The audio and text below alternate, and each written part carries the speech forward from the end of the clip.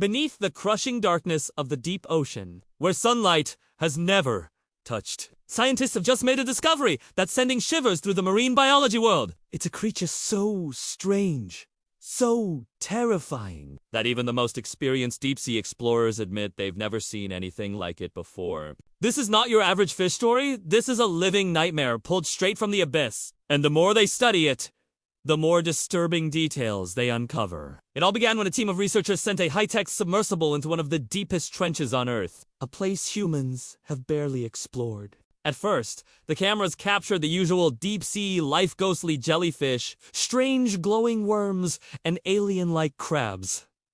But then, something massive moved in the darkness. Something that didn't swim like anything they had ever seen.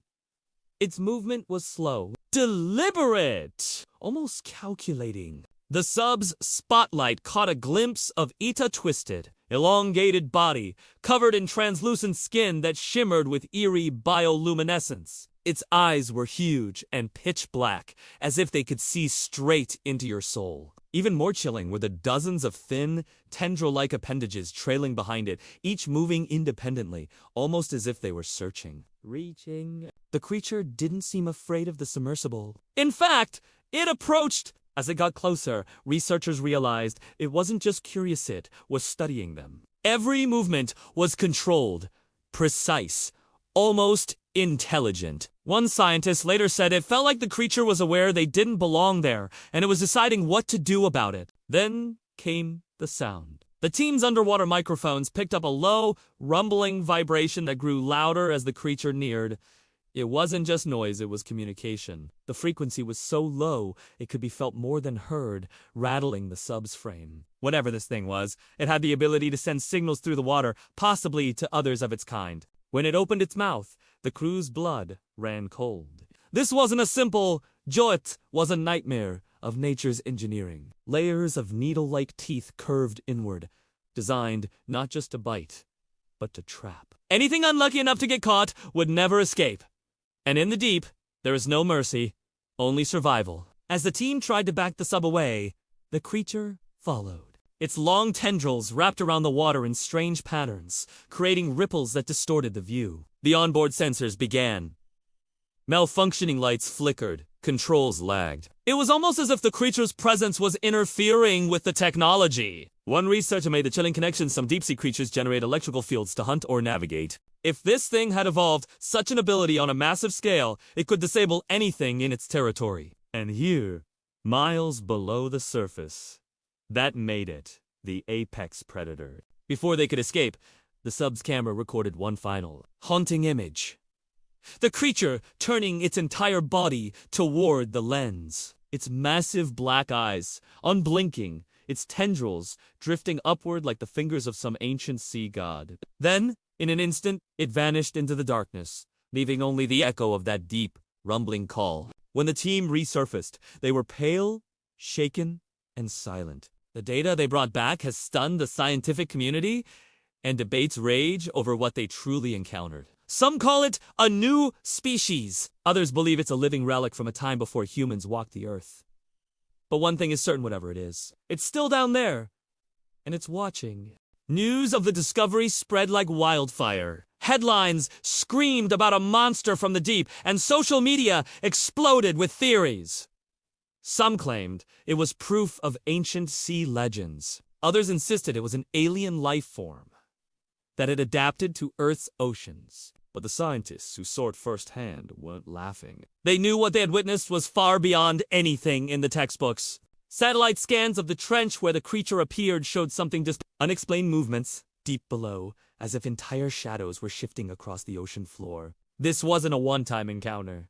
Whatever the team saw, it wasn't alone. Government agencies quickly got involved. Funding for further research was suddenly doubled, and a second, larger expedition was prepared. But strangely, much of the original footage was classified. The public only got to see blurry images and short clips, while the clearest recordings vanished into restricted archives. Whispers began among deep-sea researchers. Some had heard of similar sightings, brief encounters with unidentifiable giants that moved like no known creature. Most of these reports never made it to the public, dismissed as equipment errors or optical illusions. But now, with this new evidence, The truth seemed harder to deny. The second expedition sent 2 submersibles instead of 1, each equipped with reinforced hulls and advanced sonar mapping. The plan was simple: locate the creature, track its behavior, and determine if it posed any threat to human activity. But in the ocean's depths, plans rarely go smoothly. For the first 48 hours, nothing unusual appeared. The crew recorded strange deep-water life, glowing corals, and bizarre fish that seemed sculpted by another world. Then, without warning, the sonar detected an enormous moving shape far larger than the creature from the first encounter. This new mass moved slowly, deliberately, keeping just outside the submersible's lights. Every time the crew tried to close in, it slipped away into deeper shadows, almost as if it was leading them somewhere. Against their better judgment, they followed. The trench walls narrowed, and visibility dropped to nearly zero. The water became noticeably warmer, and strange particles floated through the beams of the sub's lights. Then, they saw it not just one creature, but dozens! Some were smaller, some massive, but all had the same haunting features. Translucent skin, black eyes, and those drifting tendrils. The realization hit the crew like ice they hadn't found a rare, solitary predator. They had found a colony, and judging by the way the creatures circled them in perfect, silent formation, it was clear. The humans were the ones being studied. The lead scientist's voice cracked over the comms as she urged both submersibles to retreat. But the creatures didn't move to attack instead. They began emitting that same low, rumbling vibration from the first encounter. Only this time, it was louder. The water around the subs trembled, as if the very trench itself was alive. Suddenly, the lights began to flicker again. Sonar readings went wild, showing impossible depths and shifting landscapes. One pilot swore he saw the trench walls moving, like something enormous was breathing beneath them. The thought that these creatures might not be the largest things down here sent a chill through everyone's veins. In a flash, one of the smaller creatures darted forward, wrapping its tendrils around a camera arm. It didn't pull, it just held on, examining the equipment as if dissecting it with invisible senses. Then, as suddenly as it had come, it released the sub and drifted back into formation. The message was clear.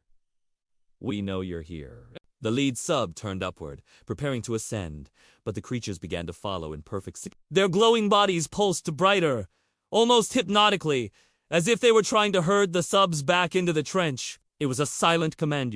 Don't leave until we say so. That's when the ocean floor below them shifted. A massive shadow, larger than anything recorded in marine history, began to rise from the darkness. It was impossible to make out its shape entirely, but the glimpses were enough scales the size of cars. An immense body that seemed to stretch beyond the limits of the lights, and an eye, a single, unblinking eye, the size of a human torso. Panic erupted over the comms. The smaller creatures scattered instantly, darting away into the black, leaving the humans face to face with something ancient, something that had been sleeping.